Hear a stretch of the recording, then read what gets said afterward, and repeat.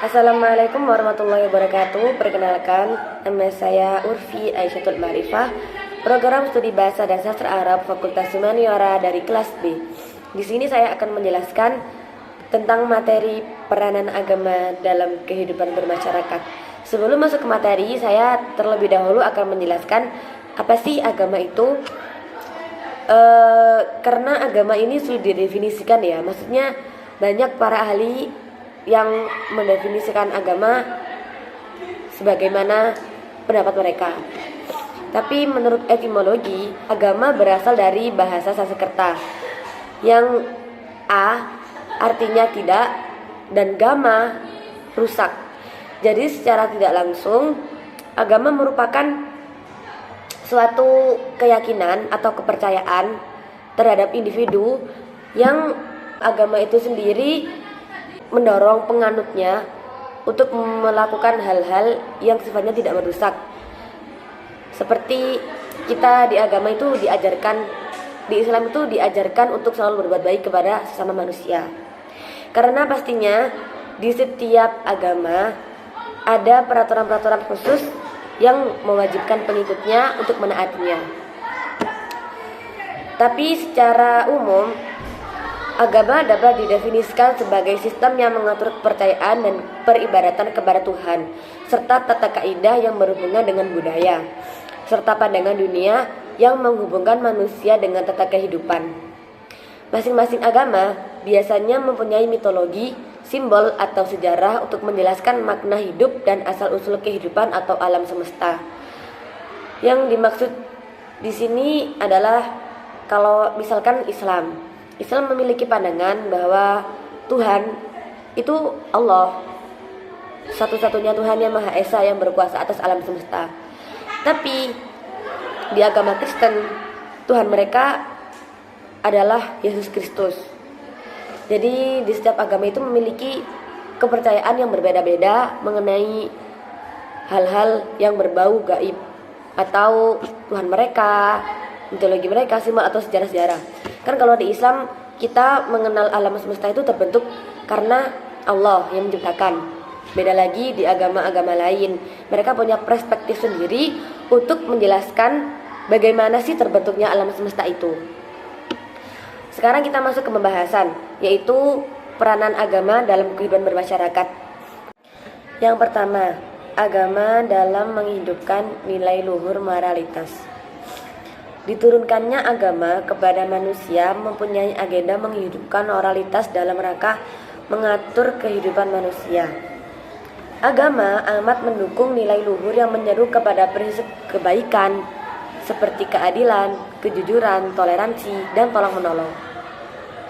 Dalam proses kehidupan yang dijalani manusia, agama sangat mendukung tindakan kebaikan. Artinya, agama tidak hanya memberikan nilai-nilai yang bersifat moralitas, namun juga menjadikan sebagai fondasi keyakinan. Agama mensyaratkan moralitas sebagai bagian dari iman secara keseluruhan.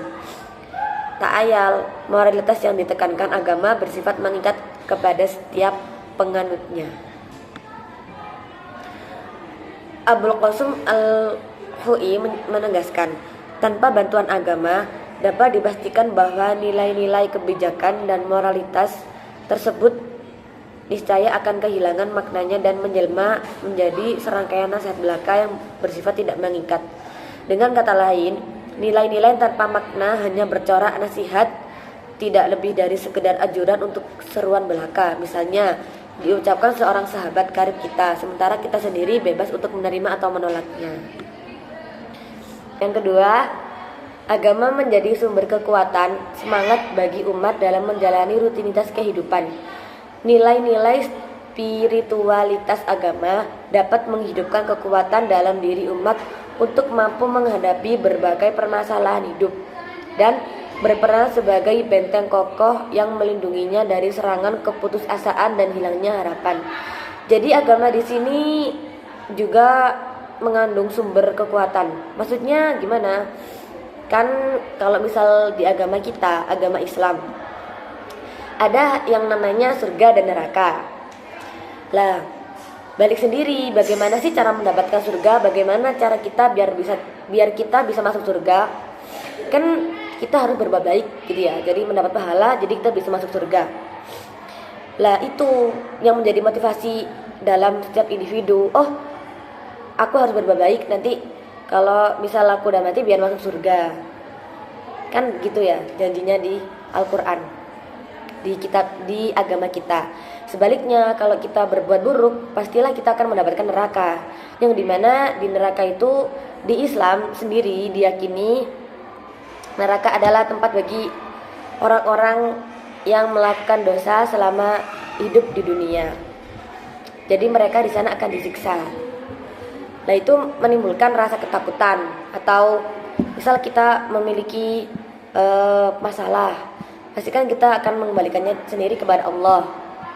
Dan begitu setiap individu. Jadi mereka memiliki support system, yaitu Tuhan mereka sendiri. Jadi membentuk semangat di setiap individu untuk menjalani kehidupan mereka. Seperti itu. Karena setiap agama pastilah mengajarkan kebaikan. Gak ada yang namanya agama mengajak kita kepada keburukan. Ketiga, agama berperan dalam pegangan dan pedoman hidup umatnya. Jadi setiap individu memiliki pedoman hidup sendiri,